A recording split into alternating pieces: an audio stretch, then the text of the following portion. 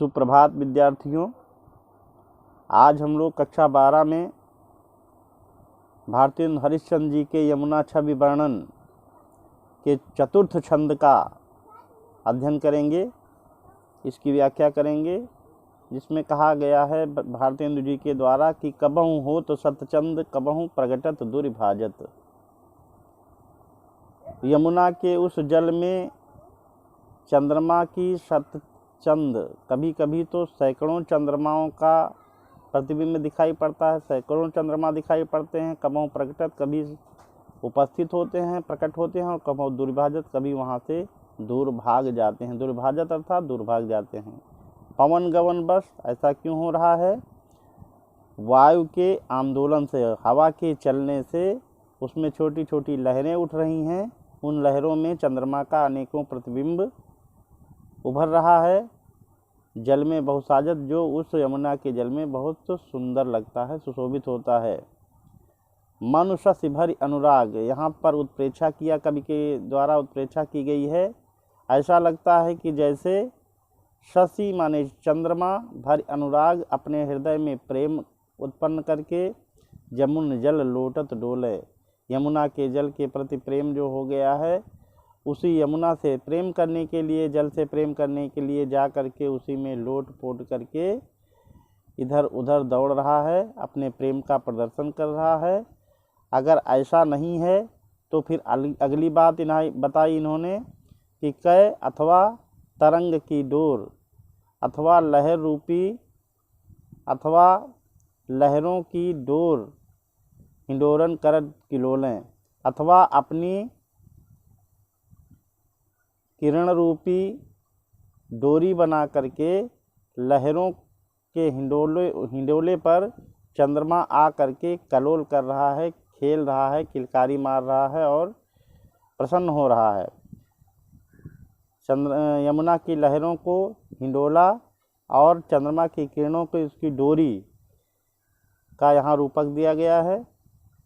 अगली बात कही कि अगर ऐसा नहीं है चंद्रमा के उस जल में इधर उधर दिखाई पड़ने का कारण, तो अगली बात है कै बालगुड़ी, अथवा वो छोटी पतंग है। बालगुड़ी अर्थात बच्चों के द्वारा उड़ाई जाने वाली पतंग। नभ इतोत धावती, उड़ी, नभ में उड़ी। जैसे छोटे बच्चे अपनी पतंग आकाश में उड़ाते हैं, इधर उधर उड़ती हुई, दौड़ती हुई सुंदर लगती है, उसी तरह लगता है ये कोई छोटी पतंग है जो इस यमुना के जल में यहाँ वहाँ दौड़ रही, इधर उधर दौड़ रही है।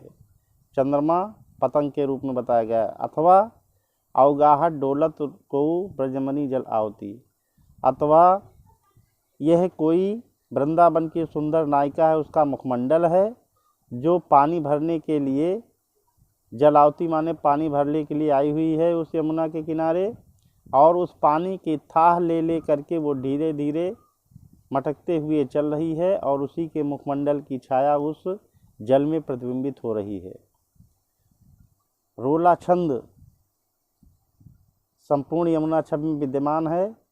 भाषा ब्रज है, दृष्टांत अलंकार है, और मानवीकरण अलंकार तो है ही, उत्प्रेक्षा अलंकार के द्वारा अपनी बात को यहाँ सिद्ध किया गया है। शब्द शक्ति लक्षणा और गुण माधुर्य है। रूपक अलंकार भी है, जहाँ पर रूपक दिया गया है हिंडोलों का, लहरों के द्वारा, वहाँ रूपक है। बालगुड़ी में भी रूपक है।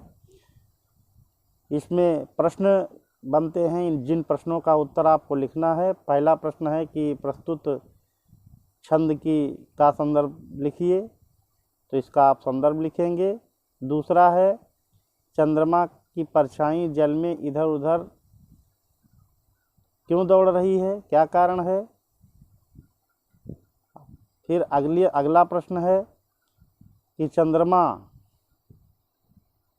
किस चीज़ का हिंडोला बना करके वहाँ झूल रहा है यमुना के जल में, और उस जल में चंद्रमा का प्रतिबिंब नभ में किसकी तरह उड़ रहा है। चंद्रमा का प्रतिबिंब उस जल में दिखाई पड़ते हुए इसका संबंध बच्चों से किस प्रकार जोड़ा गया है, और व्याख्या लिखनी है इसको, अवगाहत डोलत को ब्रजरमणी जलावती, इस पंक्ति की व्याख्या आपको लिखनी है और कॉपी में लिख करके तैयार करना है, जिससे आपका अध्ययन बाधित ना हो। प्रसन्न रहें, सुरक्षित रहें, घर में रहें। आपका दिन मंगलमय हो। धन्यवाद।